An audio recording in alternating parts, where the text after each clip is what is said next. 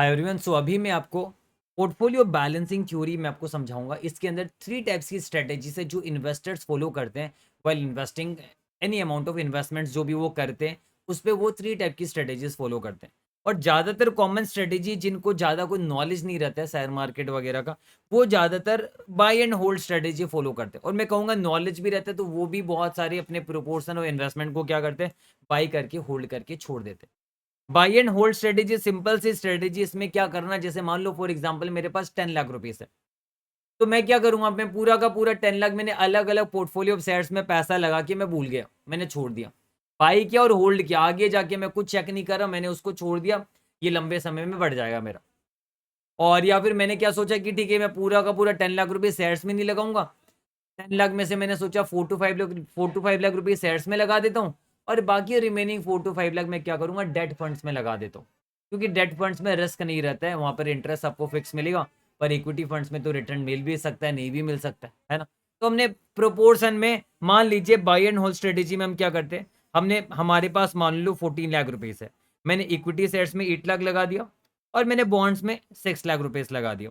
और इसे मैंने 1 ईयर तक होल्ड करके छोड़ दिया, बात खत्म। 1 ईयर 2 ईयर जो भी है। तो ये स्ट्रेटेजी में सिखाने लायक कुछ है नहीं, बाई करो होल्ड करके बात खत्म। मुझे आपको सिखाना है क्या है, 2 अलग अलग स्ट्रेटेजी। एक कांस्टेंट मिक्स स्ट्रेटेजी मुझे सिखाना है आपको, और एक सिखाना मुझे आपको सीपीपीआई सीपीपीआई थ्योरी मुझे आपको सिखाना है।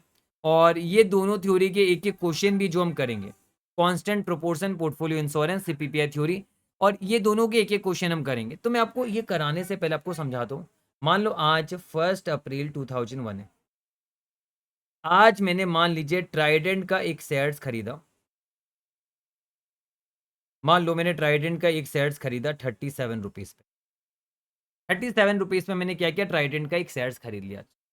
अब क्या हुआ, ट्राइडेंट का शेयर्स बढ़ा, बढ़ के मान लो 40 हुआ, फिर बढ़ा, बढ़ के आपका 55 हुआ, फिर घटा, घट के आपका वापस से 40 के रेंज में आया, और घटा, फिर घटा, घट के 38 हुआ, फिर घटा 34 हुआ, फिर घटा, घट के 30 हुआ, फिर बढ़ा, बढ़ के 45 हो गया, मान लो 45 नहीं चलो, फिर ये बढ़ा, बढ़ के 70 पहुंच गया, फिर ये घटा, बढ़ा, घटा, बढ़ा, घटा, बढ़ा, और 1 साल के बाद आपको पता है क्या हुआ, ये वापस से 37 में आके बैठ गया। जो शेयर मैंने 37 में 1 साल पहले खरीदा था, 31 मार्च 2002 को, 1 साल के बाद 37 ही इसका प्राइस है। तो सोचो अगर मैं बाई एंड होल्ड करके छोड़ दूं, मान लीजिए मैंने 37 रुपीज में खरीदा और मैंने बाई करके होल्ड करके छोड़ दिया, एंड में मुझे कितना मिला, 37 ही मिला। क्या मैंने कोई फायदा कमाया, नहीं कमाया। क्या 1 रुपया भी मेरा प्रॉफिट हुआ, नहीं हुआ। तो यहाँ पर ऐसे इस टाइप के शेयर्स, यानी बहुत सारे शेयर्स ऐसे होते हैं, ये ऐसा नहीं कि हमेशा 37 ही रहा। ये देखो बढ़ के 70 भी हुआ था एक बार, और ये घट के 30 भी हुआ है। यानी कभी बढ़ा है, घटा है, बढ़ा है, घटा है, बढ़ा है, घटा है, बढ़ा है, घटा है। तो ये जब सिचुएशन होता है ना, तब आपको बाई एंड होल्ड स्ट्रेटेजी नहीं रखना चाहिए। आपको क्या करना चाहिए पता है, यानी कुछ कुछ इस प्रकार के शेयर्स होते हैं। ऐसे तो टेक्निकली हमें आइडिया लगाना पड़ेगा कि शेयर्स किस प्रकार के, जो हमारे स्टॉक्स है क्या वो इस नेचर की कि बढ़ेंगे गिरेंगे, बढ़ेंगे गिरेंगे, बढ़ेंगे गिरेंगे। वो पास्ट एक्सपीरियंस से भी आप चेक कर सकते हो। तो अगर आपको लगता है स्टॉक्स इस प्रकार के जो बढ़ेंगे गिरेंगे, बढ़ेंगे गिरेंगे, हमें क्या करना चाहिए पता है, जब ये स्टॉक्स बढ़ा है तब हमें क्या करना चाहिए, इसमें से थोड़े से शेयर्स निकाल के बेच दो। क्योंकि मैं पता बढ़ने के बाद तो ये गिरेगा। तो मान लो मेरे पास 500 शेयर्स थे, ठीक है, 37 रुपीज था, ये 55 हो गया। 500 शेयर्स 37 का 55 हो गया। तो मैं क्या कोशिश करूंगा कि चलो पूरा 500 शेयर्स ना बेचूं, इसमें से मान लो मैं 100 शेयर्स को 55 में बेच दूंगा। तो 100 शेयर्स में तो मैंने डिफरेंस कमा लिया ना। 37 में खरीदा था 500 शेयर्स, और 55 में मैंने 100 शेयर्स बेच दिया, यानी 20% शेयर्स बेच दिया। तो 20% शेयर्स जो मैंने बेचा उसमें तो मैं मुनाफा कमा लूंगा। अब बाद में क्या हुआ, अब बाद में 400 शेयर्स बचा, वही गिरा। अगर मैं 100 शेयर्स नहीं बेचता तो पूरा का पूरा मेरा 500 शेयर्स गिरने पर नुकसान होता। पर जबकि मैंने कुछ शेयर्स बेच डाले तो उसमें मैंने मुनाफा कमा लिया। बाकी शेयर्स गिरेगा तो ठीक है, गिरेगा तो जितना नुकसान पहले हो सकता था उतना तो नुकसान नहीं होगा। तो ये कांस्टेंट मिक्स यही आपको गाइड करता है। यानी जब आपको लगता है कि कोई शेयर्स ऐसे हैं जो बढ़ेंगे गिरेंगे, बढ़ेंगे गिरेंगे, बढ़ेंगे गिरेंगे, और लास्ट में वहीं पहुंच जाएंगे जहां पर है। जैसे मैं यहाँ पर लिख देता हूँ 37 रुपीज, और ये लास्ट में भी 37 में पहुंच जाएगा। इस टाइप के शेयर्स में आपको कांस्टेंट मिक्स थ्योरी लगाना होता है। अब आप बोलोगे सर एग्जाम में कैसे पता चलेगा? एग्जाम में अगर आपको बोले कि अप एंड डाउन हो रहा है शेयर्स, है ना, बार बार अप एंड डाउन होगा शेयर्स, मतलब उस टाइप का शेयर्स है, तो समझ जाना कांस्टेंट मिक्स लगाना है। अदरवाइज मैं आपको बता दूं एग्जाम में तो सीधा आपको बोलेगा कांस्टेंट मिक्स लगाइए। तो कांस्टेंट मिक्स अप्रोच क्या कहता है? जैसे मान लो फॉर एग्जांपल मेरे पास 2 लाख रुपीस है, मेरे पास कितना है, 2 लाख रुपीस है, उसमें से मान लो मैंने इक्विटी शेयर्स में 1 लाख रुपीस लगाया, बॉन्ड्स में मैंने 1 लाख रुपीस लगाया। ये डेटा मैंने इस प्रकार ले लिया क्योंकि क्वेश्चन आपको मैं कराऊंगा इसके बाद सुनिधि वाला, है ना। सुनिधि वाले में भी क्या हो रहा है, 2 लाख रुपीस आपका नॉशनल अमाउंट है इन्वेस्ट किया हुआ, जिसमें से बोल रहा है कि 1 लाख रुपीस आप आधा क्या करोगे, इक्वली, इक्वली मतलब आधा यहाँ पर इक्विटी में लगाया जा रहा है और आधा बॉन्ड्स में लगाया जा रहा है। तो ये क्वेश्चन हमें आगे करने में आसानी होगी, तो उसी प्रकार का मैंने एक बार डेटा लिया। आपको दूसरा डेटा भी ले सकते हो, ऐसा भी हो सकता है यहाँ 80,000 रुपीज इक्विटी में इन्वेस्टमेंट किया है, बॉन्ड में हमने 1,20,000 इन्वेस्टमेंट किया, कुछ भी हो सकता है। बट हमने माना चलो हमारे पास टोटल 2 लाख रुपीज है इन्वेस्टमेंट करने को, हम रिस्क पूरा लेना नहीं चाहते, हमने इक्विटी में सारा पैसा नहीं लगाया, हमने क्या किया, आधा पैसा इक्विटी में लगा दिया, आधा पैसा बॉन्ड में लगा दिया, यानी 50% का हमारा रेशियो है। अब क्या हुआ पता है, 1 महीने के बाद इक्विटी शेयर्स का इन्वेस्टमेंट गिर गया, फॉल बाय 15%, 15% से इक्विटी शेयर की वैल्यू गिर गई। तो ये जो 1 लाख का इक्विटी है, ये अगर 15% से गिर जाएगा तो इसकी वैल्यू तो 85,000 होगी। ये अगर गिर जाएगा तो इसकी वैल्यू कितनी होगी, आप देख सकते हो यहाँ पर 85,000 होगी। बट बॉन्ड की वैल्यू तो यूजुअली गिरती नहीं, बॉन्ड की वैल्यू तो वही की वही रहेगी, तो बॉन्ड मान लो वही का वही है। तो देखो जो हमारा 2 लाख रुपीज का इन्वेस्टमेंट था, अब वो हमारा 1,85,000 रुपीज का, क्योंकि 15,000 रुपीज हमने इक्विटी में गवाया। अब हम जो कांस्टेंट मिक्स कर रहे हैं, मैं एक लॉजिक बस बता देता हूं। कांस्टेंट मिक्स में हम क्या समझते हैं, अगर गिरा है तो फ्यूचर में बढ़ेगा, है ना। अभी तो गिरा है फिलहाल 15%, तो हम क्या सोचेंगे, नेक्स्ट अभी ये बढ़ेगा, तो हमें क्या करना चाहिए, शेयर्स में से पैसे निकाल देना चाहिए कि शेयर्स को बढ़ाना चाहिए, शेयर्स को बढ़ाना चाहिए। यानी कहने का मतलब जब आपका इक्विटी गिरता है तब हम शेयर पे और पैसा लगाते हैं कांस्टेंट मिक्स में, और जब आपका बढ़ता है तो शेयर से पैसे निकाल के कुछ बेच देते हैं। बट इतना आपको एग्जाम में सोचने की जरूरत नहीं, एग्जाम में आप बस ये देखना कि कितना कितना प्रोपोर्शन आपको चाहिए। 50% कांस्टेंट मिक्स मतलब उससे अपने आप ही हो जाएगा। कांस्टेंट मिक्स 50% कर रहे हैं ना, 50% इक्विटी 50% डेट। अब मेरा टोटल अमाउंट ऑफ इन्वेस्टमेंट है 1,85,000, तो 1,85,000 अगर मेरे पास टोटल पैसा अभी है और मुझे कांस्टेंट मिक्स रखना है, मतलब 50-50 का रेशियो रखना है, तो मैं इसका आधा इक्विटी में रखूंगा, इसका आधा डेट में, इसका 50% आधा इक्विटी, यानी 92,500 इक्विटी में रहना चाहिए, 92,500 डेट में रहना चाहिए। पहले ये लिख दो आप, आधा इक्विटी आधा डेट। तो इसके लिए हम क्या करें, हमें पता चला डेट 1 लाख का है, हमें रखना है इतने का, तो हम 7,500 का डेट को कम करेंगे, यानी डेट डेट को बेचेंगे और शेयर्स में 7,500 हम लगा देंगे। तो देखिए 92,500 है, अभी 85,000 हमें इतना करना है, यानी 7,500 हम इन्वेस्टमेंट करेंगे। तो यहाँ इन्वेस्टमेंट कर दिया और यहाँ पर मैंने सेल कर दिया, और मैंने तो कहा ही था अगर गिरेगा तो हम उम्मीद करें आगे बढ़ेगा, तो हमें और शेयर्स पे इन्वेस्ट करना चाहिए। तो एग्जाम में उतना दिमाग लगाना नहीं पड़ेगा आपको। एग्जाम में आप क्या करोगे जितना आपका फेयर वैल्यू ऑफ इन्वेस्टमेंट होगा एंड में, उसका जो भी प्रोपोर्शन है, अगर आधा आधा है तो आधा इक्विटी में रहेगा आधा बॉन्ड में रहेगा, उससे आपको अपने आप पता चल जाएगा डिफरेंस कितना बॉन्ड बेच के कितना इक्विटी में आप लगाओगे। तो ये हमारा 1,85,000 का। अब देखो क्या हुआ, आगे इन्वेस्टमेंट इन इक्विटी 17.65% से बढ़ा, तो जो मैंने सोचा वही हुआ, क्योंकि कांस्टेंट मिक्स लगाने का मतलब ही ऐसा नहीं भी हो सकता रियल लाइफ में, हम रियल लाइफ की बात नहीं कर रहे, पर अगर हम जो सोच रहे वैसा होगा तो हमें क्या स्ट्रेटेजी रखनी चाहिए वो हम बात कर रहे हैं अभी। तो अगर 17.65% से बढ़ेगा तो क्या हुआ, ये मेरा 92,500 का इक्विटी में इन्वेस्टमेंट था, 85 नहीं, मैंने इतना इन्वेस्ट और कर दिया था ना, 92,500 पे 17.65% बढ़ेगा, तो ये बन जाएगा 108826 इक्विटी बन जाएगा, और बॉन्ड मेरा तो वही का वही रहेगा 92,500। अब ये मेरा कितने का हो गया, देखिए 201326 का हो गया। अब कोई बात बता रहा हूं मैं, अब एक बार एक काम करो, कैलकुलेटर उठाओ, कैलकुलेटर में अब 100 रुपीज लो, मान लो 100 रुपीज का मैंने बेस लिया, अगर 100 रुपीज का बेस 15% से गिरेगा, -15% कर दो, 85 आएगा आपका। अब 85 में अगर आप 17.65% जोड़ो, 18 प्लस 17.65% अगर आप जोड़ोगे तो आपका 100 आएगा। यानी कहने का मतलब ये कि पहले 100 से ये 85 पे गया, फिर 85 से वापस 100 पे ही पहुंच गया, और मैंने जानबूझकर 17.65% लिया ताकि 85 से 100 पहुंचे। तो उस हिसाब से देखा जाए तो हमारा जो इन्वेस्टमेंट है 2 लाख रुपीस का, वो भी एंड में 2 लाख का रहना चाहिए, पर वो 2 लाख का नहीं है। पता है क्यों नहीं है? वो ज़्यादा आ रहा है। देखो 1326 का हमने फ़ायदा कमा लिया। क्यों हमने फ़ायदा कमा लिया? क्योंकि हमने हमने समझ लिया था कि आगे जाके शेयर्स बढ़ेगा। तो हमने एक्स्ट्रा 7500 रुपीस इन्वेस्टमेंट किया ना, इस पे हम एक्स्ट्रा कमा ले रहे हैं 17.65%। तो जो आपने एक्स्ट्रा 75 मिनट का इन्वेस्टमेंट किया इक्विटी में, है ना? आपको लगा था आगे बढ़ेगा तो आपने और इन्वेस्टमेंट कर दिया कांस्टेंट मिक्स रखते हुए। तो 75 मिनट का 17.65% कर लीजिए। आपका 1323 यानी 1326 के रेंज में आपका उतना बढ़ रहा है।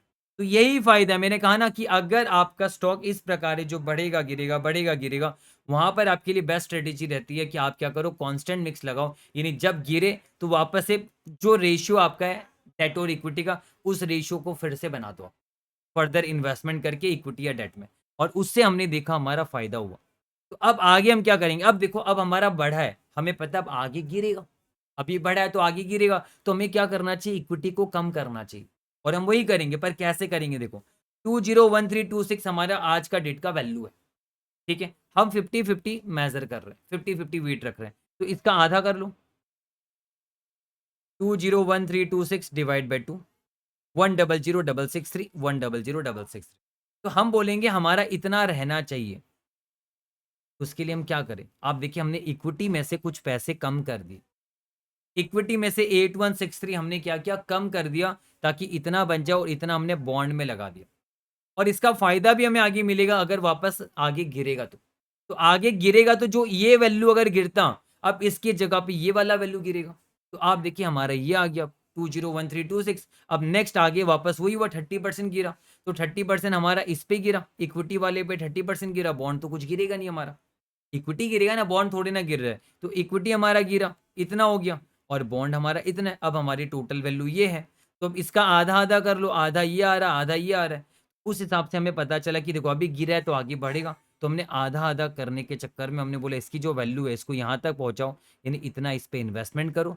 तो जितना इस पे इन्वेस्टमेंट करोगे, यानी जितना इक्विटी में इन्वेस्टमेंट करोगे, फर्दर पैसा नहीं ला रहे आप। जो डेट का पैसा है ना, डेट से पैसा निकाल के इक्विटी में डालोगे, या इक्विटी से पैसा निकाल के डेट पे डालोगे।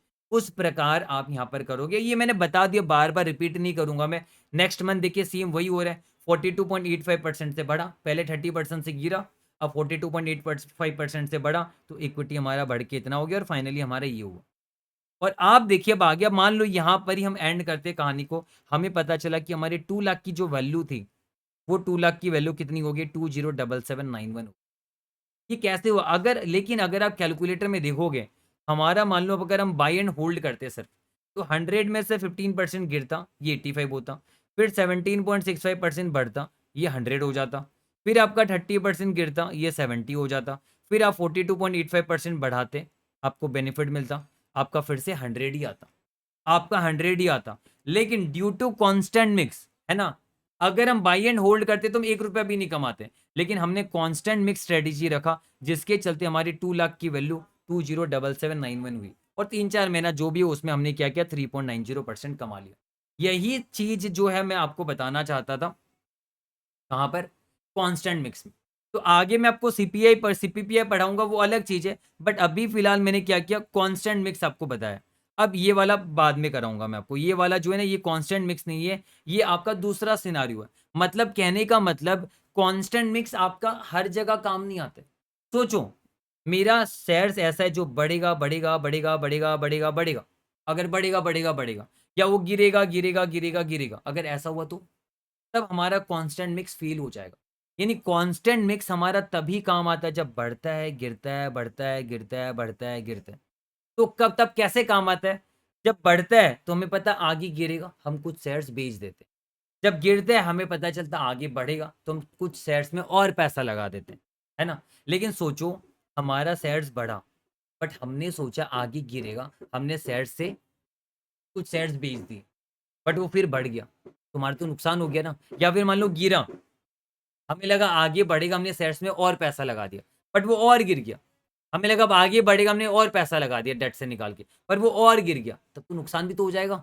तो कांस्टेंट मिक्स कब काम आएगा? जब बढ़ेगा गिरेगा बढ़ेगा गिरेगा तब काम आएगा। अगर आपका सिर्फ गिर रहा है या सिर्फ बढ़ रहा है तो काम नहीं आएगा। तो वही अनादर एग्जाम्पल मैं आपको सेम यही एग्जाम्पल लेता हूँ। देखो 1 लाख है, मान लो मैं कांस्टेंट मिक्स ही लगाना चाह रहा हूँ, मेरा 15% से स्टॉक गिरा, तो मेरा 1 लाख की वैल्यू तो 85,000 हो गई। और 1 लाख ये मैंने क्या किया, कांस्टेंट मिक्स लगाते हुए मैंने फिर से इसको आधा आधा कर दिया, मतलब इक्विटी में और इन्वेस्टमेंट कर दिया। तो जो 85,000 की वैल्यू थी उसको मैंने 92,500 बना दिया, इस उम्मीद में कि अभी गिरा है, फ्यूचर में बढ़ेगा। बट पता है फ्यूचर में फिर गिर गया 25%। तो जो 85,000 गिरता वो आपने और 7,500 बॉन्ड से निकाल के इक्विटी में लगा दिया, तो आपका 92,500 का इक्विटी फिर 25% से गिर के आपका इतना हो गया, और डेट की वैल्यू भी देखो कम हो रही है। फिर आपका 161875 हुआ, आपने अब सोचा कि चलो ठीक है अब आगे बढ़ेगा, अभी गिरे कांस्टेंट मिक्स, तो आपने इसका आधा आधा डेट इक्विटी में करने के लिए आपने फर्दर और इक्विटी में इन्वेस्टमेंट किया, ताकि आधा आधा डेट इक्विटी में हो जाए, जो 50-50 का हमारा रेशियो है।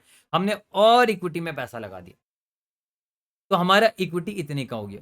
बट आगे फिर गिर गया, आगे फिर गिर गया 80,938, 40% से फिर गिर गया। ये देखो गिर ही रहे, गिर रहा है, गिर रहा है, गिर रहा है, और हम कांस्टेंट मिक्स अप्लाई करते जा रहे हैं। कांस्टेंट मिक्स अप्लाई करने पर हमारा ये वैल्यू आया, फिर देखो 64750 फिर 65% से गिर गया, है ना, हमारा ये वैल्यू आ रहा है। फिर हमने इसको कांस्टेंट मिक्स किया आधा आधा, फिर आधा आधा करने के बाद ये फिर से 80% से गिर गया। ऐसे करके देखो हम तो खाली हो गए, हमारा इक्विटी तो खाली, वही जो डेट था, यानी टोटल 2 लाख रुपीज का इन्वेस्टमेंट था, आपका 1 लाख तो डेट तो एटलीस्ट पड़ा हुआ रहना था आपका डेट। बट आपका कांस्टेंट मिक्स के चक्कर में आपने क्या किया, आपने इक्विटी फंड तो गवाया ही, डेट का फंड भी, यानी टोटल आपके 2 लाख की वैल्यू 5248 है। यानी 1 लाख इक्विटी में जो गया वो तो पूरा गया, 1 लाख जो डेट था वो भी आपका 5248 में आके रहेगा। तो यहाँ पर आपको ये समझना है, कांस्टेंट मिक्स आपका तभी काम आता है जब वो बढ़ेगा गिरेगा, बढ़ेगा गिरेगा, बढ़ेगा गिरेगा। लेकिन अगर कोई स्टॉक ऐसा है जो बढ़ेगा बढ़ेगा बढ़ेगा बढ़ेगा, या गिरेगा गिरेगा गिरेगा गिरेगा, अगर इस टाइप के स्टॉक से, वहां पर कांस्टेंट मिक्स काम नहीं आता, वहां पर सीपीपीआई काम आता है। और सीपीपीआई क्या कहता है पता है, सीपीपीआई आप वहां लगाओगे जहां पर आपको लगता है अभी बढ़ा है तो आगे और बढ़ेगा, अभी बढ़ा है तो आगे और बढ़ेगा।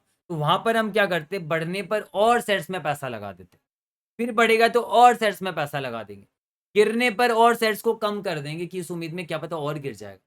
तो वहां पर हम उल्टा करते हैं। बट यहाँ पर हम क्या कर रहे थे, यहाँ पर बढ़ने पर शेयर्स को बेच दे रहे थे, गिरने पर शेयर्स और खरीद ले रहे थे, कांस्टेंट मिक्स कर रहे थे, 50-50 का रेशियो, 40-60 जो भी कांस्टेंट मिक्स कर रहे थे।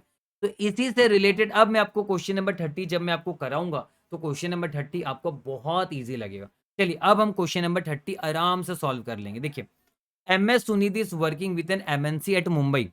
He is well versed with the portfolio management techniques and wants to test one of the techniques on an equity funds he has constructed and compare the gains and losses from the technique with those from a passive buy and hold strategy. तो जो by and hold strategy करेंगे उससे वो compare करना चाहती है अपने strategy को लगा के। The fund consist of equities only and the ending NAV her month का दिया हुआ है आपको। एज्यूम करो सुनिधि के पास नोशनल अमाउंट 2 लाख रुपीज है, जो इसने इक्वली इक्विटी फंड और कंजर्वेटिव पोर्टफोलियो बॉन्ड्स यानी इक्वली इक्वली लगा दिया in the beginning of December 2008, and total portfolio was being rebalance each time the NAV of the fund increase और डिक्रीज बाय 15%। तो यहाँ पर एक कैप बता दिया कि जब भी 15% से ज्यादा बढ़ेगा या 15% से ज्यादा गिरेगा, तब आपको बैलेंस करना है, आपको रीबैलेंस करना है कांस्टेंट मिक्स में। तो यहाँ पर रीबैलेंस बोलेगा तो आप समझ जाइएगा कांस्टेंट मिक्स की ही बात कर, कांस्टेंट मिक्स की बात कर रहा है। सीपीपीए आपको आगे पता चलेगा कैसे करना है ना। और यहाँ पर हम कांस्टेंट मिक्स की बात कर रहे हैं, तो यहाँ पर हम बेसिकली कांस्टेंट मिक्स करेंगे, यानी कहने का मतलब जब जब हमारा 15% से ज़्यादा बढ़ेगा या 15% से ज़्यादा गिरेगा, वैसा सिचुएशन में हम क्या करेंगे आगे बताता हूँ मैं आपको। चलो, तो आप देखो मेरी बात सुनो, मेरे पास 2 लाख रुपीज है, उसमें से तो 1 लाख रुपीज मैं क्या करूंगा, डेट में लगा दूंगा, है ना। ये देखो 1 लाख रुपीज में क्या करूंगा, डेट में लगा दूंगा। ये डेट है मेरा कंजर्वेटिव पोर्टफोलियो। एग्रेसिव मतलब एग्रेसिव इक्विटी तो एग्रेसिव होता है, डेट कंजर्वेटिव होते हैं, ये मेरा इक्विटी है। तो आप देखिए मैंने क्या कि टेबल छोटा सा बना रखा, आप इसी प्रकार प्रेजेंट कीजिए, आपको फुल मार्क्स मिलेंगे। आप देखिए 1 लाख रुपीज अपने डेट में लगा दिया, 1 लाख रुपीज अपने इक्विटी में लगा दिया, और जब आपने लगाया तब आपका एनएवी कितना चल रहा था, 40 रुपीज चल रहा था। तो आप सोचो आपका इक्विटी यानी जिस फंड में आपने लगाया उसमें सिर्फ इक्विटी है, fund consist of equity only, है ना, और उसमें एनएवी 40 चल रहा है, और बॉन्ड का आपने अलग से पैसा लगाया, उसका इससे कोई लेना देना नहीं, म्यूचुअल फंड से कोई लेना देना नहीं है। तो आप देखो 1 लाख रुपीज अगर मैंने लगाया है, 40 रुपीज पर यूनिट है, इसमें इक्विटी ही है सिर्फ। तो इक्विटी मैंने 25 मिनट यूनिट्स खरीदा देखा जाए तो आप देखिए 25 मिनट यूनिट्स मैंने खरीदा है। इक्विटी जो एग्रेसिव मैंने लिखा हुआ अभी, एग्रेसिव पोर्टफोलियो में, यानी इक्विटी वाले में 25 मिनट यूनिट मैंने खरीदा और मेरा टोटल वैल्यू इन्वेस्टमेंट का कितना 2 लाख रुपीज़। अब आगे हुआ क्यों, 40 रुपीज़ के हिसाब से मैंने 25 मिनट यूनिट खरीद के 1 लाख इक्विटी में लगा दिया और 1 लाख डेट में। अब 40 से मेरा 25 हो गया, तो मुझे चेक करना कि गिरा कितना परसेंट है। 15% से ज़्यादा गिरा, साफ दिख रहा है ज़्यादा गिरा। 40 से 25 हो गया, यानी 15 गिरा कहाँ से, 40 से इंटू 100, 37.5% गिरा। तो आपका अच्छा खासा गिरा है, तो हमें रीबैलेंस तो करना पड़ेगा, पर रीबैलेंस बाद में करेंगे, पहले तो उसकी वैल्यू तो देखते हैं, मार्केट वैल्यू क्या है। तो अब देखो 25 रुपीज़ हो गया किसका, ये जो 25 मिनट यूनिट हमारा 40 रुपीज़ करके जो था, अब ये 25 रुपीज़ करके हमारा कितना हो गया, 25 रुपीज़ करके कितना हो गया, 25 मिनट इंटू 25, पहले 25 मिनट इंटू 40 करके 1 लाख था हमारा, अब इसकी वैल्यू 25 रुपीज़ रह गई है, यानी ये अब 62,500 का है, और ये तो हमारा 1 लाख का ही है। तो हमारा अब हम क्या करेंगे, कांस्टेंट मिक्स का मतलब क्या है, हम रीबैलेंस करेंगे। टोटल वैल्यू हमारी 162,500 की है, टोटल वैल्यू हमारी 162,500 की है। हमें क्या करना पड़ेगा, हम आधा आधा पैसा लगा रहे हैं ना, कांस्टेंट मिक्स में हमने आधा आधा ही लगाया है, तो 162,500 का आधा कितना होता है, डिवाइड बाई 2, 81,250 हमारा डेट फंड रहेगा,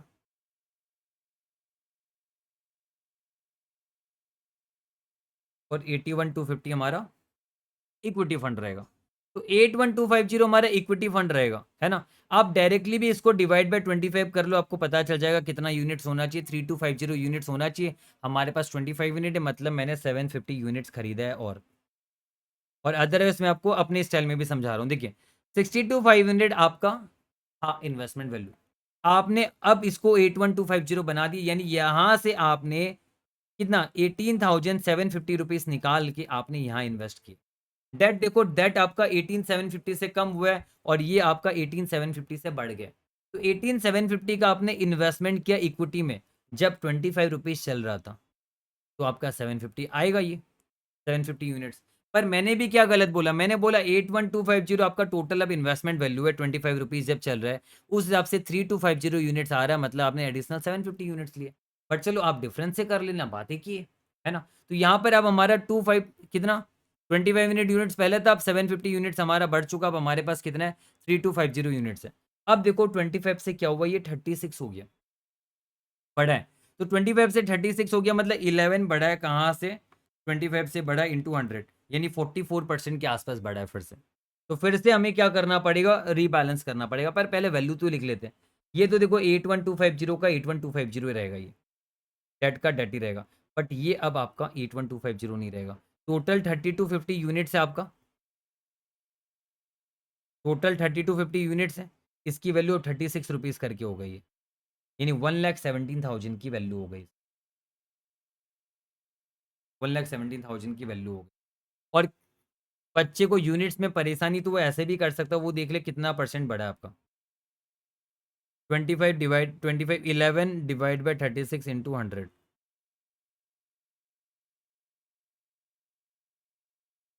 30.5555% बढ़ा है ना आपका।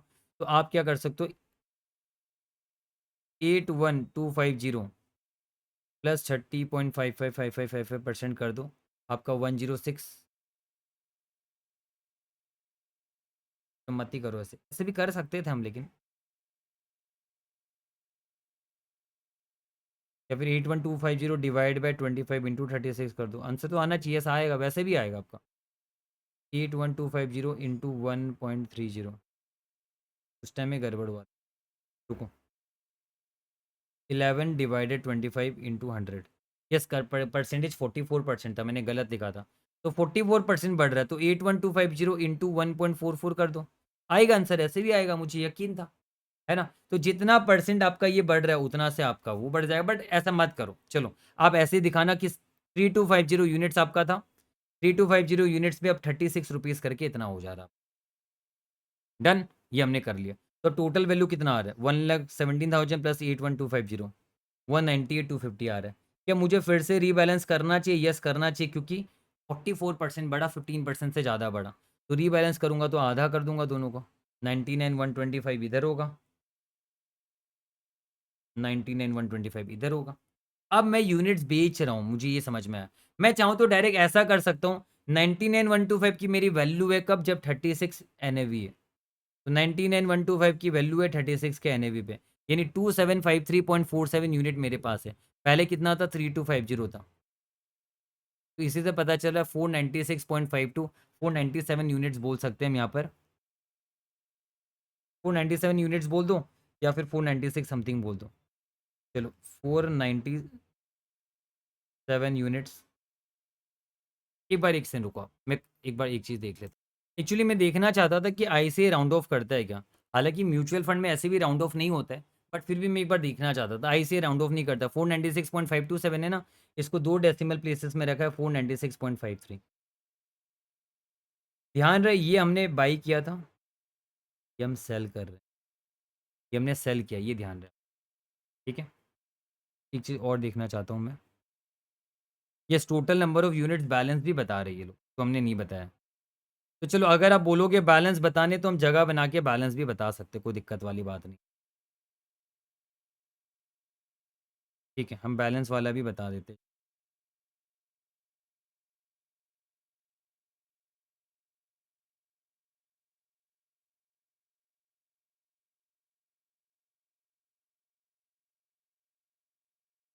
ये आपका बाई हमने किया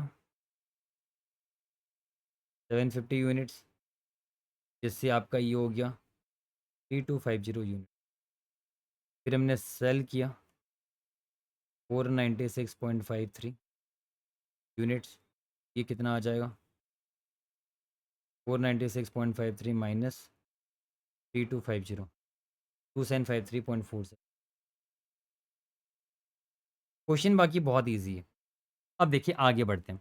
तो आगे ये वही रहेगा, ये 162 19250 ही रहेगा आपका। अब आप देखिए क्या हो गया, 32 रुपीज़ हो गया। 36 से 30 होना, 32 होना मतलब 4 घटना डिवाइड बाई 36, यानी 11.11% गिरा आपका, यानी 15% से ज़्यादा गिरा नहीं है, तो रीबैलेंस नहीं करना। बट वैल्यू तो बताएंगे हम। तो वैल्यू में तो डेट की वैल्यू तो 99,125 ही रहेगी, बट इक्विटी की वैल्यू जो आपका इतना यूनिट्स था 36 रुपीज़ करके, 2753.47, अब वो 32 रुपीज़ करके होगा।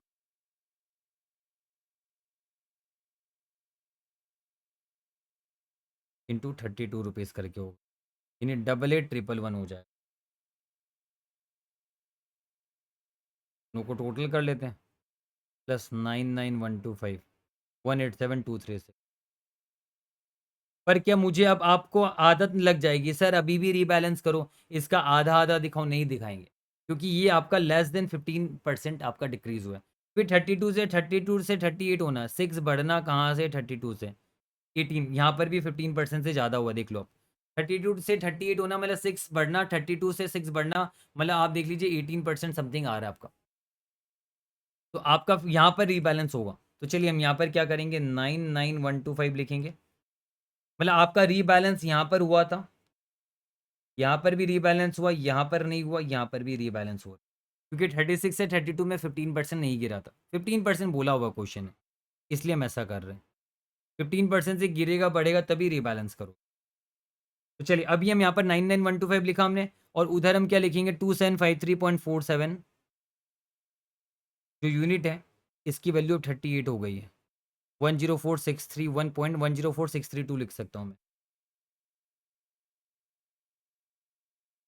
+99,125, 203,757। 6 ही रखता हूँ, तब आधा आधा करने में दिक्कत नहीं होगी, इसको 1 ही रख। 1 रुपये में क्या ही फ़र्क पड़ना है ना, ये हुआ। अब इसका आधा आधा करना है, डिवाइड बाई 2, 101,878, 101,878। प्रैक्टिस करना पड़ेगा क्वेश्चन, तो एग्जाम में नहीं सकोगे। ये हमने करा।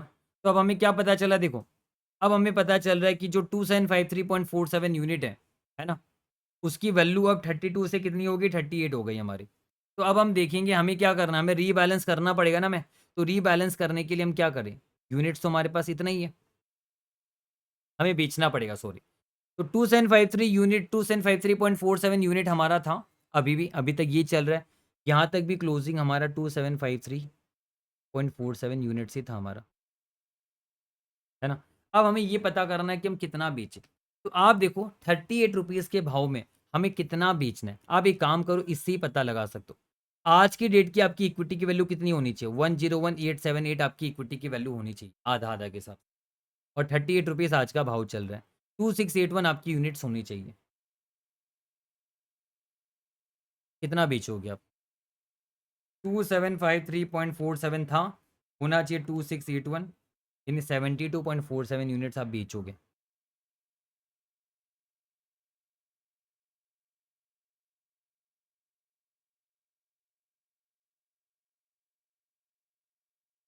देख लेता हूँ 72.47 आ रहा है ना। यस 46 है, मैंने 47 लिखा, बात नहीं। चलो यहाँ तक परफेक्ट चल रहा है हमारा। अब 38 से 37 हुआ है, तो ठीक है, ये तो 101878 ही रहेगा। और 2681 यूनिट जो है वो 37 करके 99197। कुछ नहीं करना, टोटल लिख देंगे, कुछ करना नहीं है हमें। क्यों नहीं करना है? क्योंकि 15% से कम गिरा है। फिर 37 से 42 होना, मतलब 5 बढ़ना 37 से 13.5%। यानी यहाँ पर भी आपका रीबैलेंस नहीं होगा, यहाँ पर भी नहीं होगा रीबैलेंस। तो यहाँ पर भी मैं लिखूंगा 101878, और उधर लिखूंगा 2681 जो यूनिट है उसकी वैल्यू 42 करके 112602। ये मैंने लिख दिया। टोटल अब कर देता हूँ। टोटल नहीं करने से भी चलेगा, क्योंकि 42 से 43 होने पर भी 1 रुपया बढ़ेगा, मतलब आपका कोई परसेंटेज 15% से ज़्यादा चीज़ नहीं, तो 101। टोटल आप खुद लिख लीजिएगा, 878 है। और इधर आपका आ जाएगा 2681 यूनिट इंटू 43, 115283 आपका आ। फिर 43 से 50 होना, 7 बढ़ना 43 से, 7 डिवाइड बाई 43, ये 16 पॉइंट समथिंग परसेंट हो रहा है, तो यहाँ पर रीबैलेंस हो। तो ये तो 101878 ही होगा हमारा। बट हाँ, 2681 यूनिट का अब दाम हो गया 50 रुपीज़ करके, 134050। अब जबकि रीबैलेंस होगा तो मैं प्लस कर देता हूँ, 101878 टोटल लिख देता हूँ मैं, 235928 का आधा 117964, 1179। ध्यान रहे एग्जाम में क्या पता आधा आधा ना बोले, 60-40 बोल दे, तो 60-40 में आप करोगे फिर, है ना। इस बार तो यहाँ पर तुमने आधा आधा बोला हुआ है हमें, तो ये भी 235928 आएगा। तो अब देखो 117964 आपका इक्विटी का वैल्यू होना चाहिए 50 के भाव पे, यानी 2359.28 होना चाहिए। अभी 2681 है, माइनस 2681 कितना बेचोगे? 321.72 यूनिट्स बेच रहे हैं।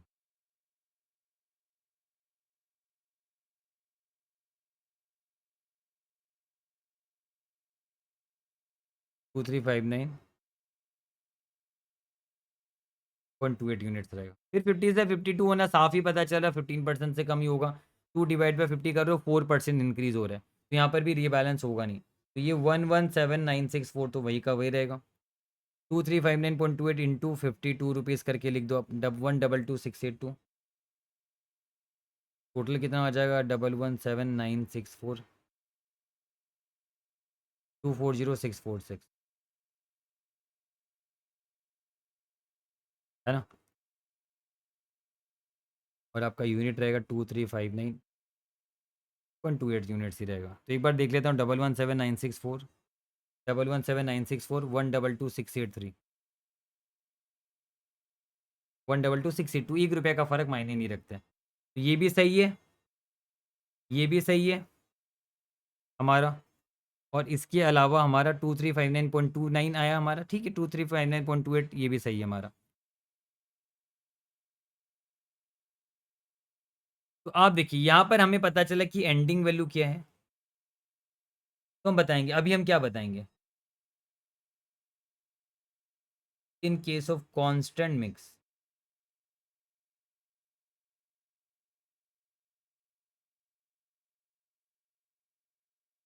Value of investment both equity and debt का।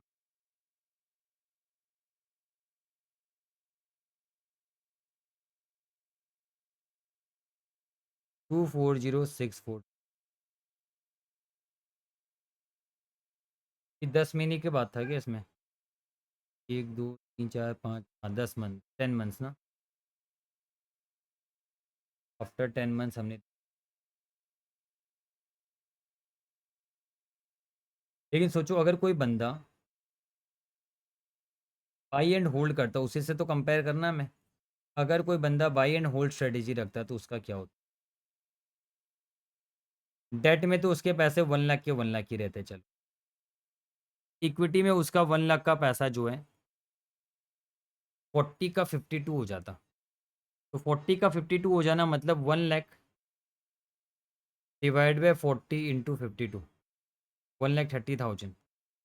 पर हम ये मान के चले कि अगर वो पूरा का पूरा इक्विटी में लगाएगा, क्वेश्चन है ऐसा माना है शायद। यस, क्वेश्चन है ऐसा माना है, आधा तो नहीं। देख लेते हैं बार, see is well person with the and wants to test one of the techniques on from the with those of passive and host. Yes, हम ये मान के चलते कि जिनका normal buy and hold strategy है ना, हम ये मान के चल रहे हैं एज्यूम करके कि पूरा का पूरा इक्विटी में लगाएगा। 100% इक्विटी मान के। पर ऐसा जरूरी नहीं था, नहीं है ना रियल लाइफ में। चलो तो हम बोलेंगे कि उसने क्या क्या 2 लाख रुपीस लगाया था जब 40 रुपीज़ चल रहा था भाव, और अभी 52 चल रहा है। 2 लाख रुपीस उसने लगाया जब 40 का भाव चला था, तो उसको 5,000 यूनिट्स मिला, जिसका रेट 52 करके है, तो 2,60,000 है ना। तो हम इस हिसाब से तो हम बता देंगे कि चलो ठीक है, ये बाय एंड होल्ड स्ट्रेटेजी अच्छा है। ये तो तब इसलिए हुआ क्योंकि देखिए ये बढ़ा तो है ना, अल्टीमेटली 40 से गिरा, बढ़ा, गिर के बढ़ा ही है, ऐसे ही है ना। तो इसलिए यहाँ पर बोला कि ठीक है। और ऐसे भी मैंने आपको ये बताया था कि कांस्टेंट मिक्स कब काम आता है, जब गिरता है बढ़ता है, गिरता है बढ़ता है, गिरता है बढ़ता है। ये क्या हुआ, गिरा, बढ़ा, गिरा, बढ़ा, फिर गिरा, बढ़ा, फिर बढ़ा, बढ़ा, बढ़ा, लास्ट में देखो बढ़ा, बढ़ा, बढ़ा, इसलिए ऐसा हो गया। लास्ट 4 बार आपका गिरा, बढ़ा नहीं, पहले तो ठीक ही जा रहा था।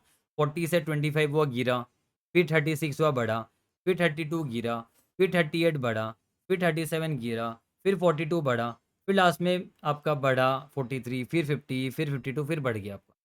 तो अल्टीमेटली लास्ट में जो बड़ा बड़ा बढ़ा ना, इसलिए कांस्टेंट मिक्स इतना काम नहीं आया। पर फिर भी कांस्टेंट मिक्स में ऐसा भी नहीं कि नुकसान हुआ। हमारा 2 लाख का वैल्यू तो बढ़ के 2,40,000 हुआ ही है, फिर भी फ़ायदा तो मिला ही हमें ऐसे भी। ऐसा नहीं कि फ़ायदा नहीं मिला। और दूसरी बात मैं आपको बता दूं, यहाँ पर तो हम पूरा का पूरा ये एज्यूम भी करें 100% हमने इक्विटी में लगाया। यहाँ पर तो पूरा पैसा इक्विटी में लगा भी खाया। यहाँ पर तो देखा जाए तो हम एक प्रकार से तो 1 लाख इक्विटी में लगा रहे थे। डेट का तो हमने लिया ही नहीं, यहाँ पर डेट से भी तो हमें कोई इंटरेस्ट वगैरह कुछ कमाई मिली होगी, तो हमने यहाँ पर लिया ही नहीं। तो ठीक है, अब यहाँ पर आईसी के हिसाब से हमें क्वेश्चन पूछ रहा था कि वैल्यू ऑफ पोर्टफोलियो बताओ ईच लेवल का। तो मैं ये पूछा भी नहीं कौन सा बढ़िया, दोनों का मैं बताऊँ, हमने बता दिया। तो इसी के साथ आपका ये बाई एंड होल स्ट्रेटेजी समझा दिया, कांस्टेंट मिक्स भी आपका क्लियर हो चुका। मुझे बस सीपीपीआई समझाना है, ये आईसी का सॉल्यूशन मैंने रख दिया, आपको रेफर करना हो तो। बट मेरे ख्याल से अब आपको क्वेश्चन में कुछ खास दम नहीं है, ये क्वेश्चन आपका आराम से हो जाएगा यहाँ पर। बस आपको यहाँ पर करना क्या, ये जो रिवॉल्यूशन एक्शन में मैंने लिख देना था मेरे ख्याल से, यस मैंने उसी कॉलम में लिख देना। रिवॉल्यूशन एक्शन जो मैंने कॉलम बनाया था ना, उसमें ही आ जाता है ये।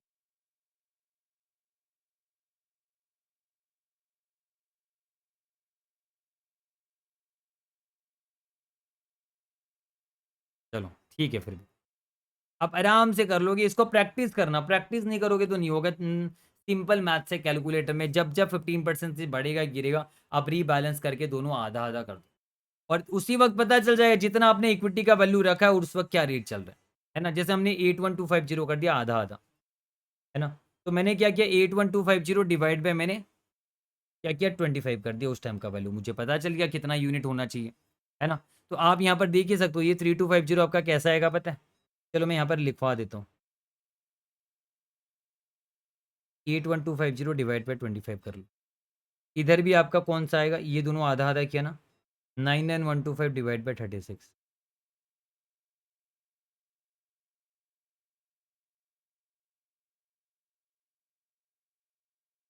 सारा ही आएगा आपका। यहाँ पर भी अगर आप देखोगे, ये था आधा आधा किया, 101878, 30। आधा करने के बाद जो वैल्यू है उसको उस दिन के एनएवी से डिवाइड कर दो, पता चल जाएगा आज कितना यूनिट होना चाहिए। तो कम हुआ तो बेचा है, ज़्यादा हुआ तो खरीदा है। फिर अब नेक्स्ट रीबैलेंस कब किया था मैं, ये रहा, यहाँ पर किया था 11,7,964 डिवाइड बाई 50।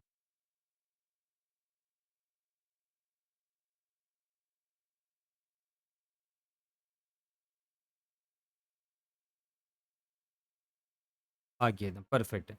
तो आई थिंक अब आपको ये पूरा समझ में आया। Constant portfolio, constant proportion portfolio insurance भी मैं आपको इजीली समझा दूंगा। मैंने कहा ना ये कब काम आता है आपका, ये तब काम आता है जब आपका मान लीजिए आपका स्टॉक बढ़ेगा बढ़ेगा बढ़ेगा बढ़ेगा बढ़ेगा, तब ये काम आता है। या गिरेगा गिरेगा गिरेगा गिरेगा, तब आपका काम आएगा, है ना। लेकिन अगर आपका स्टॉक ऐसा है बढ़ेगा गिरेगा बढ़ेगा गिरेगा बढ़ेगा गिरेगा, तब कांस्टेंट मिक्स काम आएगा। लेकिन अगर बढ़ रहा है बढ़ रहा है बढ़ रहा है बढ़ रहा है, तो यहाँ पर कांस्टेंट मिक्स लगाओगे तो डूब जाओगे। क्यों डूब जाओगे?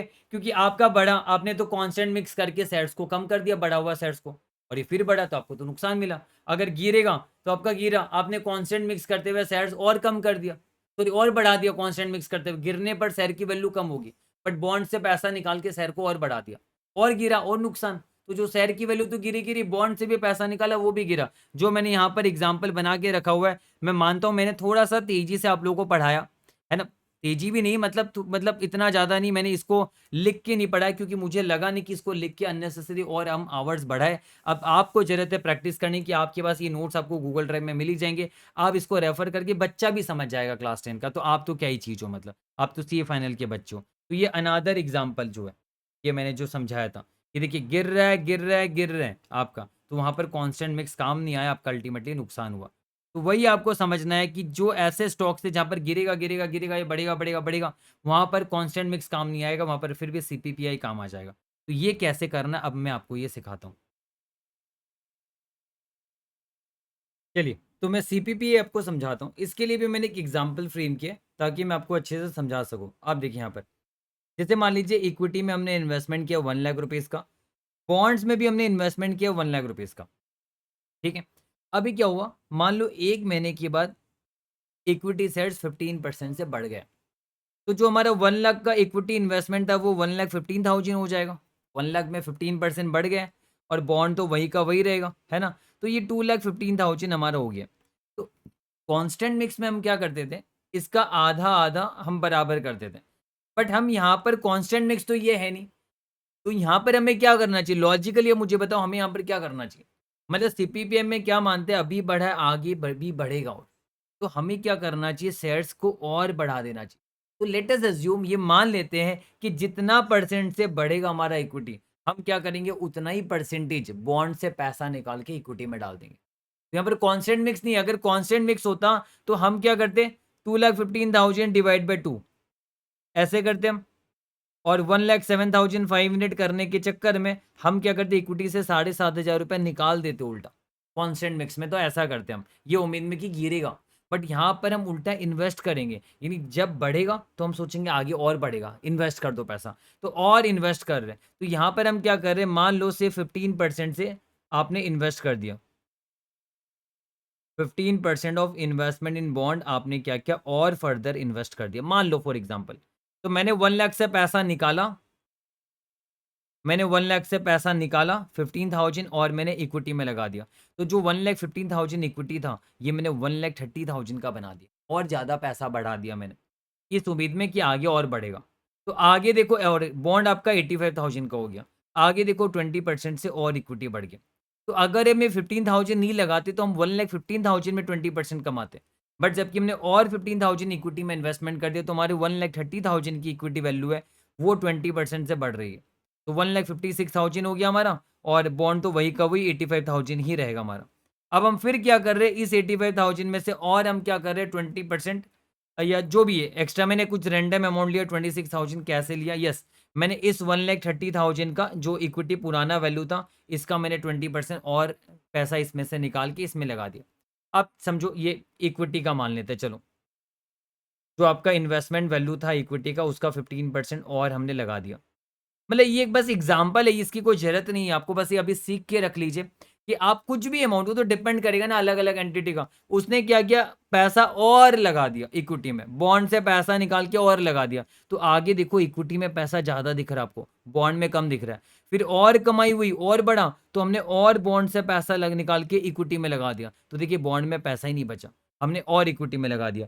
आगे और बढ़ गया, तो हमने क्या किया, और बॉन्ड से सारा पैसा निकाल के पूरा का पूरा इक्विटी में लगा दिया। इसलिए क्योंकि अब इक्विटी हमें कमाई दे रहा है, तो हम बोलेंगे बॉन्ड में रख के क्या मतलब है, बॉन्ड से सारा पैसा निकाल के इक्विटी में लगा दो। तो इसी प्रकार से हम कुछ करेंगे सीपीपीआई में। ये सीपीपीआई मॉडल ये एज्यूम करता है कि अगर आपका बॉन्ड, सॉरी, अगर आपका इक्विटी इन्वेस्टमेंट जो भी बढ़ेगा तो बढ़ता जाएगा, गिरेगा तो गिरता जाएगा। तो अगर बढ़ रहा है तो और पैसे लगा दो इक्विटी में, अगर गिर रहा है तो और गिरेगा, तो पैसे थोड़े निकाल लो, वो वाली चीज यहाँ पर। तो इसके लिए मैंने एक एग्जाम्पल और बनाया है, बट मुझे लगता है वो एग्जाम्पल करवाना चाहिए क्या, चलो ठीक है वो एग्जाम्पल करवा के फिर क्वेश्चन कराता हूँ, तब आपको शायद इजी लगेगा। मान लीजिए 2 लाख रुपीस आपके पास अमाउंट अवेलेबल है इन्वेस्टमेंट करने के लिए, और मैक्सिमम बियरेबल रिस्क, मतलब आप क्या कर सकते हो, 2 लाख में आपने कहा आप 20% ही रिस्क बियर कर सकते हो। मतलब आपका 2 लाख का जो इन्वेस्टमेंट वैल्यू है, आप बोल रहे हो मैक्सिमम हम 1,60,000 तक बर्दाश्त कर सकते हैं, इससे नीचे हम नहीं चाहते हमारी वैल्यू जाए, इससे नीचे नहीं जाए, मतलब हम 40,000 तक का नुकसान उठा सकते हैं पूरा 2 लाख पे।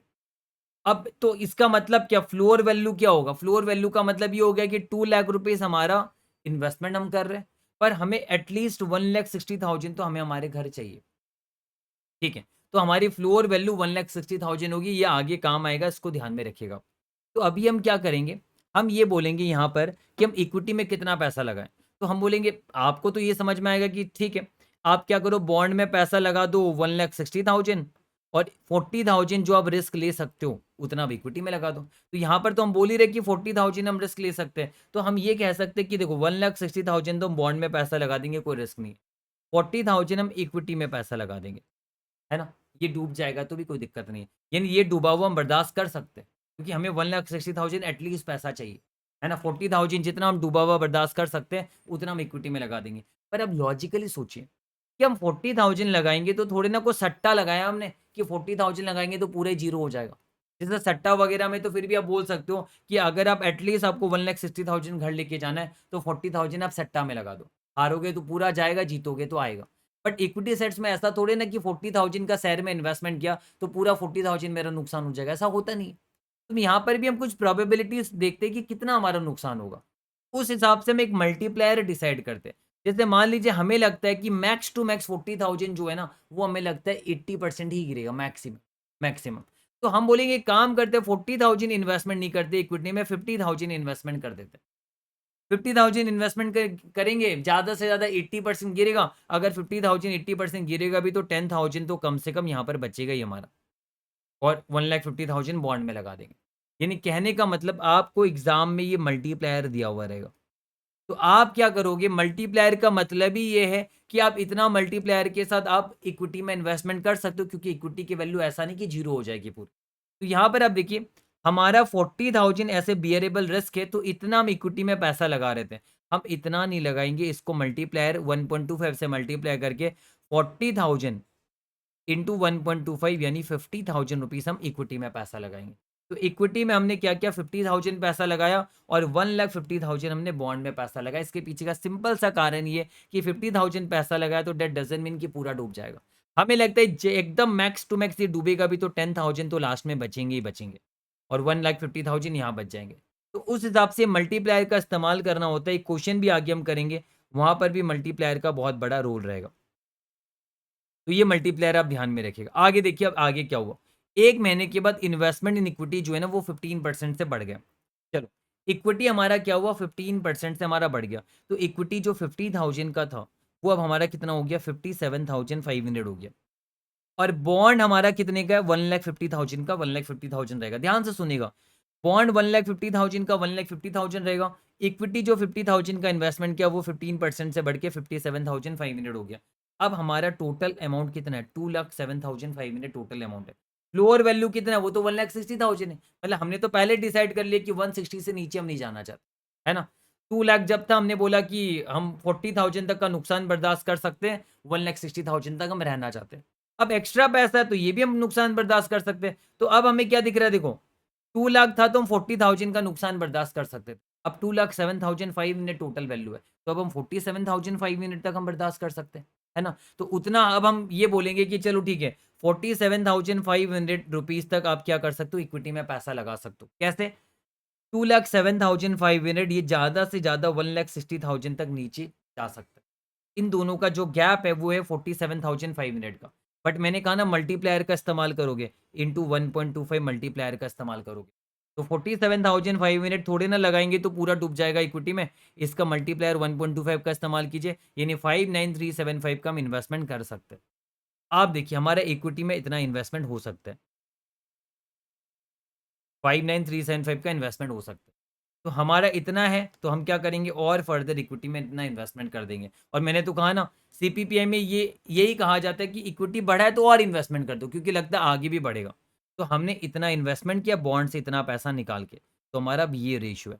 अब आगे फिर 20% से बढ़ा इक्विटी, तो ये वाला जो इक्विटी है ये 20% से बढ़ के इतना वैल्यू हो गया, और बॉन्ड हमारा इतना है यहाँ पर। ठीक है, बॉन्ड हमारा इतना है, तो टोटल वैल्यू हमारा कितना आ रहा है, ये वाला हमारा टोटल वैल्यू हो गया 219,375। अब आप मुझे बताओ हम कितना इक्विटी में पैसा लगा सकते हैं। फ्लोर वैल्यू मतलब हमें एटलीस्ट 1,60,000 तो घर लेके जाना है, तो 219,375, 219,375 माइनस 1,60,000, 59,375 तक का हमारा पैसा लगा सकते हैं। बट इस पे मल्टीप्लायर भी लगाएंगे 1.25 का, कि वो सारा थोड़े ना डूब जाएगा। तो 74,219 आ रहा हमारा, तो जितना एक्स्ट्रा हमारा बढ़ेगा उतना हम और इन्वेस्टमेंट कर सकते हैं बॉन्ड से पैसा लगा के। इस प्रकार हम इस तरीके से सीपीपीआई में हम काम करते हैं। अब कोई प्रॉब्लम नहीं, ये क्वेश्चन जो है ना, ये क्वेश्चन मैं आपको अच्छे से समझा दूंगा, एंड ये क्वेश्चन मैं सॉल्व कराऊंगा आपको, टेंशन की कोई बात नहीं है। ये सब तो मैंने जानबूझ के रखा, मैंने सॉल्व नहीं कराया, क्योंकि क्वेश्चन तो मैं सॉल्व करा ही दूंगा। वहां पर बस मैं ये चाहता था कि आप एक बार एक आइडिया ले लो, आप एक आइडिया लेके समझ गए। अब ये क्वेश्चन हम सॉल्व कर लेंगे, टेंशन की कोई बात नहीं। चलिए हम देखते हैं। इंदिरा के पास 3 लाख रुपीज है, which she wants to invest in share market with rebalancing target after every 10 days. यानी 10 डेज में वो रीबैलेंस भी करेगा, 1 मंथ तक के लिए रखेगा और हर 10 डेज में रीबैलेंस करेंगे for a period of 1 month. यानी 1 महीना तक ये ऐसा करने वाला है अभी से। कितना बार आएगा, 10 10 डेज, यानी 10 डेज के बाद रीबैलेंसिंग होगा, फिर 20 डेज में होगा, फिर 30 डेज में होगा। द प्रेजेंट निफ्टी इज 5326, अभी प्रेजेंट निफ्टी 5326 है। The minimum Nifty within a month can at most be 4793.4। She wants to know as to how she should replace her portfolio under the following situation according to the theory of CPPI। बता दिया हमें, using 2 as the multiplier, ये भी हमें बता दिया। तो यहाँ पर आप देखिए, यहाँ पर हम पहले तो फ्लोर वैल्यू निकालेंगे। 3 लाख रुपीज हमारे पास है, फ्लोर वैल्यू हमें कैसा पता चलेगा, हमें देखना है कि हम यहाँ पर अंदाजा लगा रहे हैं ना कि 5326 जो है वो कितना गिर सकता है। तो 5326 आपका 4793.4 तक गिर सकता है।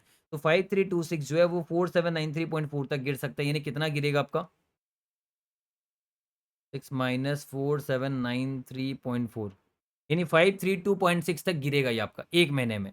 कहाँ से, 5326 से इंटू 100, यानी 10% हमें पता चला मैक्सिमम डिक्लाइन होगा। तो हम ये मानेंगे कि हम 10% तक बर्दाश्त कर सकते हैं, है ना? तो ये पूरा का पूरा 3 लाख का 10% तक ही हम बर्दाश्त कर सकते हैं। ये ज़्यादा से ज़्यादा 2,70,000 तक हम ये इस तरीके से इसे एज्यूम करेंगे। यानी आपको एग्जाम में जब दिया हुआ रहेगा निफ्टी आज कितना है और 1 महीने के बाद कितना होगा, उससे आप परसेंटेज निकाल लीजिए कितना मैक्सिमम डिक्लाइन होगा, और वही मैक्सिमम डिक्लाइन हम समझेंगे उतना हम बर्दाश्त कर सकते हैं, क्योंकि हम तो निफ्टी की बात कर रहे हैं यहाँ पर, है ना? तो आप देखिए 3 लाख रुपीज हमारे पास टोटल फंड है, 10% हम मानेंगे कि हम बर्दाश्त कर सकते हैं, तो फ्लोर वैल्यू हमारा कितना होगा, 3 लाख में से 10% हम मैक्सिमम रिस्क ले सकते हैं 30,000 रुपीज का, 3 लाख का 10% 30,000 रुपीज, तो हमारा फ्लोर वैल्यू आएगा 2,70,000। तो आप तो यही बोलोगे, आप क्या बोलोगे पता है, सर इक्विटी में पैसा लगा देना चाहिए 30,000, और जो फ्लोर वैल्यू है उतना 2,70,000 बॉन्ड में लगा देना चाहिए ताकि सेफर रहे। ये 2,70,000 हमारा सेफ रहे, इक्विटी में 30,000 लगा दे। बट रुको जरा, थोड़े ना पूरा का पूरा 30,000 डूब जाएगा अगर हम लगा देंगे तो उस हिसाब से हम देखेंगे कितना डूबता है, उस हिसाब से हम मल्टीप्लायर का इस्तेमाल करेंगे। तो 2 का मल्टीप्लायर क्वेश्चन दिया हुआ रहेगा आपको, तो आप 60,000 रुपीज यहाँ पर लगाओगे, यानी जितना आपके पास वैल्यू है, मैक्सिमम जो वैल्यू है इन्वेस्टमेंट करने का, उसका डबल आप इक्विटी में पैसा लगाओगे, तो उस हिसाब से बॉन्ड में पैसा तो 2,70,000 नहीं लगेगा, फिर 2,40,000 लगाओगे आप यहाँ पर। तो आप ये एज्यूम करो कि ये ज़्यादा से ज़्यादा गिरेगा तो 30,000 तक रहेगा, और इसलिए आप यहाँ 60 लगा रहे हो, मतलब क्योंकि मल्टीप्लायर 2 दिया हुआ है ना, मतलब ये मानना चाहता है ज़्यादा से ज़्यादा आधा होगा गिर के, उससे नीचे नहीं जाए।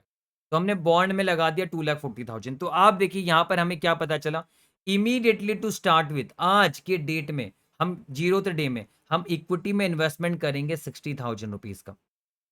बैलेंस हम रिस्क फ्री सिक्योरिटीज़ में इन्वेस्टमेंट कर देंगे, बॉन्ड बोलो या रिस्क फ्री सिक्योरिटीज़, यहाँ पर क्वेश्चन ने बोला हुआ है शायद। तो बैलेंस हम रिस्क फ्री, ये देखो यहाँ पर क्वेश्चन ने बोला हुआ है रिस्क फ्री में हम कितना लगाएंगे, बैलेंस रिस्क फ्री सिक्योरिटीज़ में हमने इन्वेस्टमेंट कर दिया।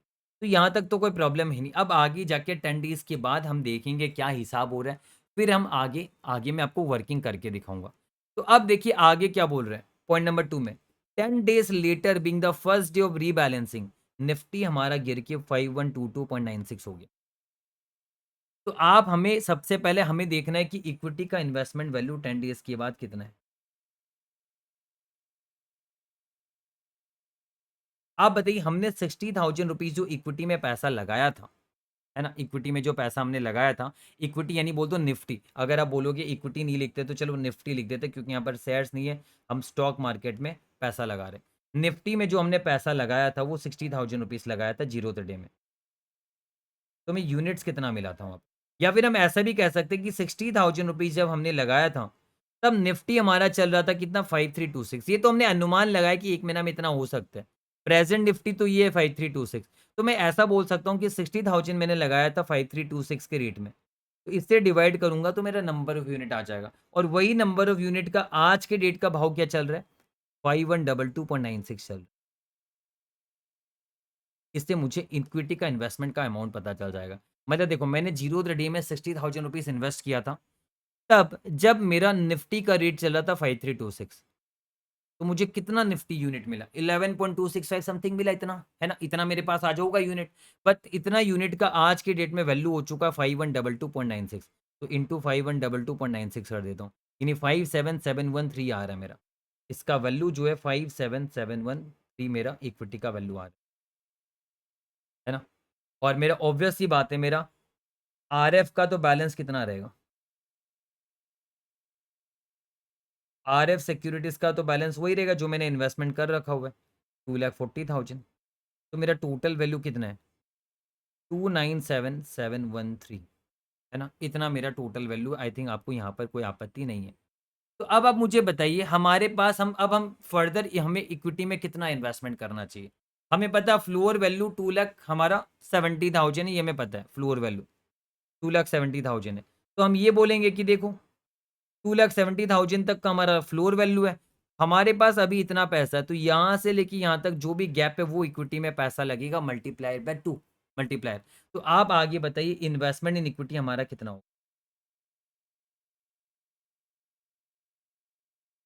कितना होगा। हम बोलेंगे 2,97,713 माइनस 2,70,000, जो डिफरेंस आएगा, इंटू 2, इतना हमारा इक्विटी में पैसा रहना चाहिए, माइनस 2,70,000, यानी इतना गैप है हमारे पास, इसका मल्टीप्लाई 2 लगा दिया, 55,426 हमारा इक्विटी में पैसा रहे, 55,426 हमारा इक्विटी में पैसा रहेगा, और बाकी बैलेंस हम आरएफ में रहे।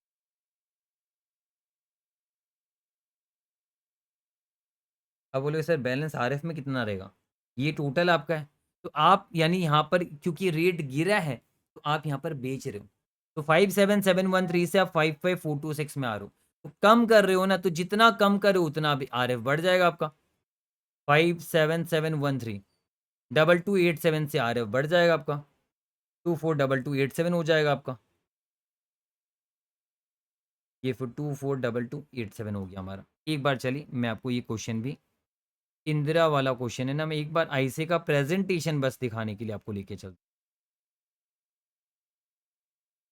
ये देखो आईसे का प्रेजेंटेशन, रिवाइज्ड पोर्टफोलियो इन्होंने लिख रखा हुआ है, देखिए मैंने भी सही किया, इन्होंने पहले निकाला और फिर रिवाइज पोर्टफोलियो बता दिया। चले हम भी ये बताएंगे आगे, इन्वेस्टमेंट इन इक्विटी अलग से बता देंगे, इनके हिसाब से प्रेजेंट कर देते तो ज़्यादा अच्छा रहेगा।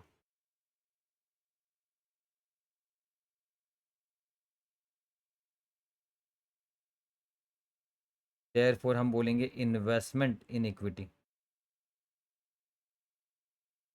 चलो मैं ये लिख भी देता हूँ, इक्वल क्या होगा, फ्लोर वैल्यू, सॉरी, जो हमारा पोर्टफोलियो वैल्यू है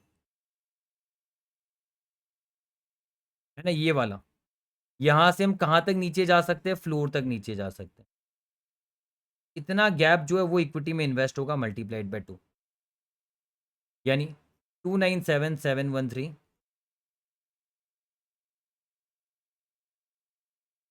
माइनस 2,70,000 इंटू 2 हो गया, तो ये आपका वही आएगा 27,713 इंटू 2, 55,426 आएगा। तो अब हम बता देंगे रिवाइज्ड पोर्टफोलियो लिख के। थोड़ा ऐसे ओरिएंटेड प्रेजेंटेशन कर दिया मैंने, एक बार सॉल्यूशन देखा तो थोड़ा ऐसे ओरिएंटेड प्रेजेंटेशन हो गया हमारा। मेरे हिसाब से भी कर सकते थे, पर चलो ऐसे ऐसे के हिसाब से बता देंगे। अब हम इन्वेस्टमेंट इन इक्विटी हमारा कितना हो रहा है, हम बोलेंगे कि देखो हमने कितना बढ़ाया, चलो डायरेक्ट ही लिखता हूँ, 55,426। टोटल तो वही रहेगा जो पहले से 297,713, ये थोड़ी ना चेंज होगा।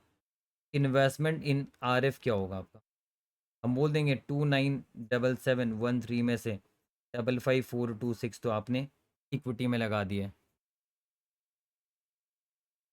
24,2287 आप, ये हमारा हो चुका है।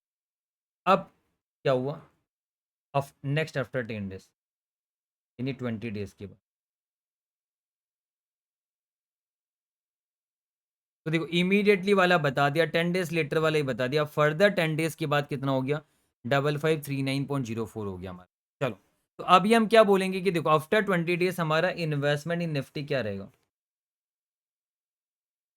हम बोलेंगे हमारा 55,426 पैसा लगा हुआ था, कौन से रेट पे लगा हुआ था, ऑब्वियसली जस्ट इससे पहले वाला जो था 512296, हमने जरूर इन्वेस्टमेंट किया था 5326 के भाव में ये, बट बाद में तो ये 512296 हो गया ना हमारा, तो ये जो भी हमारा इन्वेस्टेड वैल्यू रहेगा वो 512296 पे था, क्योंकि इससे जस्ट पहले का वैल्यू था 5122.96, वहीं से तो करेंगे, तो बोलेंगे पहले ये 5122.96 की वैल्यू पे 55,426 इन्वेस्ट किया हुआ था, अब वो 5122.96 से 5539.04 पे पहुंच गए।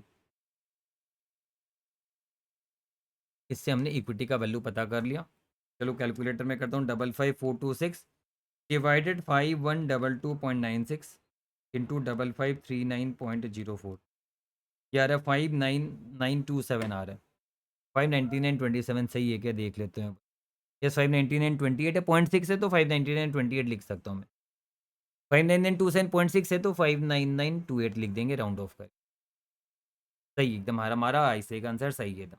तो ये हमारा इन्वेस्टमेंट इन निफ्टी हमारा, उसका वैल्यू आफ्टर 20 डेज हमारा निफ्टी का इन्वेस्टमेंट का वैल्यू कितना रहेगा, और इन्वेस्टमेंट इन आरएफ तो हमारा वही का वही रहेगा जो पहले से,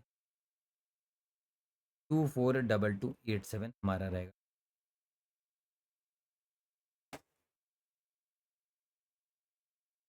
three zero double two one four आ गया हमारा, 30,224 हमारा आ गया।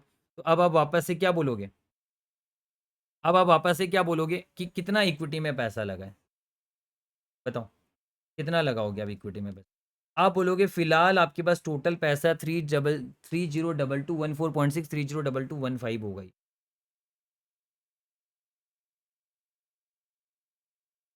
30,215।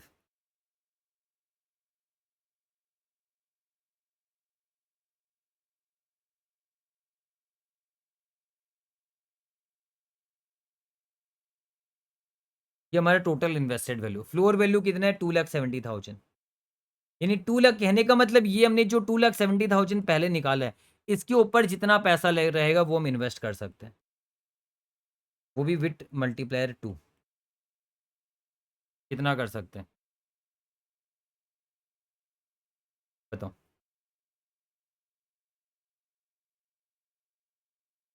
64430 आ रहा है, 64430 हमारा इक्विटी में वैल्यू, तो revised portfolio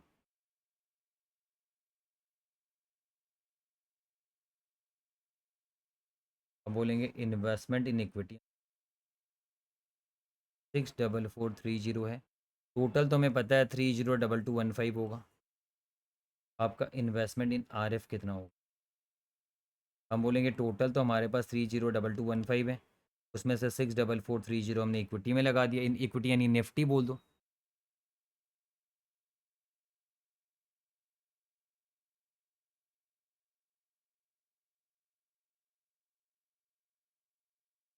to three double seven eight five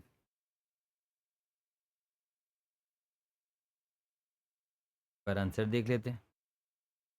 64430 237785 हमारा हो गया, है ना। तो यहाँ पर हमने बता दिया एकदम अच्छे से, कोई सिंपल सी बात है। और ये जो है ना, ये और कुछ नहीं, ये क्या बता रहा है पता है, मैं आपको बता देता हूँ। 4502 जो है ये क्या है, आप देखिए आपका पहले इक्विटी का इन निफ्टी का वैल्यू 59928 था। आप 59928 से इतना में जा रहे हो, है ना। 59928 से इतना बढ़ा रहे हो, कितना बढ़ा रहे हो, 59928 से 64430 पे जा रहे हो, यानी 4502 अब फर्दर इन्वेस्टमेंट कर रहे हो, है ना, फर्दर इन्वेस्टमेंट। आप यहाँ पर लिख सकते हो एडिशनल इन्वेस्टमेंट हम 450, वही जो नहीं। क्वेश्चन एकदम सिंपल है, बस प्रैक्टिस करना पड़ेगा, नहीं प्रैक्टिस करोगे तो नहीं होगा। मैं एक बार रिवाइज करा देता हूँ आपको मैं। हमें यहाँ पर पता चला कि मैक्सिमम 1 मंथ में 10% निफ्टी गिर सकता है, ये एक्सपेक्टेशन था हमारा। तो हमने बोला 10% का ही तब हम रिस्क उठा सकते हैं। तो इन्वेस्टमेंट अमाउंट 3 लाख का टोटल है, उसमें 10% रिस्क उठा सकते हैं, मतलब 10% 30,000 हम इन्वेस्टमेंट करेंगे निफ्टी में, बाकी 2,70,000 हम आरएफ में लगा देंगे। मल्टीप्लाई 2 है तो हम बोलेंगे 30,000 ही 60,000 हम इन्वेस्टमेंट करेंगे, और तब 2,40,000 हमारा आरएफ में रहेगा ये। अब क्या हुआ, ये आगे जाके जो 60,000 का इन्वेस्टमेंट था ये कम हो गया, क्यों, क्योंकि 5326 में इन्वेस्ट किया, ये बन गया 5122.96। तो डिवाइड बाई ये इंटू दिस किया, तो हमें पता चला कि हमारी वैल्यू इतनी है, और आरएफ तो इतना ही है। तो टोटल मिला के, कुल मिला के अब इतना पैसा हमारे पास। तो यहां से माइनस करो 2,70,000, देखो कितना गैप आपके पास है। उतना गैप इंटू 2 आप इक्विटी में यानी निफ्टी में पैसा लगा सकते हो। तो इतना निफ्टी में पैसा लगाओगे, अब टोटल का बचा हुआ ये पैसा आपका आरएफ में होगा, बस बात खत्म। नेक्स्ट वापस से 20 डेज के बाद आपके पास जो ये पैसा है, जो इस रेट पे था, ये वाले रेट पे, ऑब्वियस सी बात है, उससे डिवाइड किया, नया रेट से मल्टीप्लाई किया, हमें पता चला निफ्टी की वैल्यू इतनी है, आरएफ की तो वही की वही रहेगी। ये टोटल है हमारा। तो हम बोलेंगे अब ये टोटल है तो -2,70,000, यानी इंटू 2 करेंगे तो इतना आप निफ्टी में पैसा लगा सकते हो, और बचा हुआ हमारा पैसा आरएफ में होगा, बस बात खत्म। ये इक्विटी की जगह मैं लिख देता हूँ।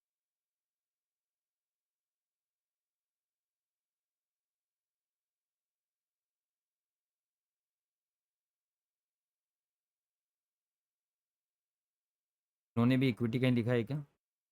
अच्छा, इन्होंने इक्विटी लिखा, आप लिख सकते हो, इन्होंने हर जगह इक्विटी में। इंदिरा के पास 3 लाख है, वो इन्वेस्ट करना चाहता है शेयर मार्केट में विथ रीबैलेंसिंग टारगेट, ठीक है। See wants to know as see how could the ये इमीडिएटली 10 डेज लेटर, ठीक है, निफ्टी गिरेगा इतना इतना। चलो निफ्टी की जगह आप इक्विटी लिखो, निफ्टी लिखो, दोनों में करेक्ट होगा आपका आंसर। तो आप देखिए आपका इससे पूरा का पूरा क्वेश्चन सॉल्व हो रहा है हमारा, आप देख सकते हो पूरा आइए से मैच करेगा जो मैंने सॉल्यूशन करा है। बस मैं चाहता हूँ बिना प्रैक्टिस करे आपसे नहीं होगा, और प्रैक्टिस कर लीजिएगा, और हो सके तो इसको 2 बार सॉल्व देख लीजिएगा वीडियो को, एक बार में समझ नहीं है तो 2 बार देख लीजिएगा। और बहुत सिंपल क्वेश्चन है, मतलब वो गैप जितना है ना, टोटल इन्वेस्टमेंट वैल्यू से फ्लोर वैल्यू का जो गैप है, उस पर मल्टीप्लायर लगा के उतना इक्विटी होगा, बचा हुआ आपका आरएफ होगा, बस। तो इसी के साथ पोर्टफोलियो रीबैलेंसिंग मैंने पूरा आपको समझा दिया, जिसमें मैंने आपको 3 चीज़ें बताया, तीन। एक आपका बाई एंड होल्ड स्ट्रेटेजी, कुछ करना ही नहीं होता है। कांस्टेंट मिक्स में हम क्या करते हैं, कॉन्स्टेंटली मिक्स करते हैं, है ना, मतलब बराबर बराबर वो रेशियो में ले आते हैं।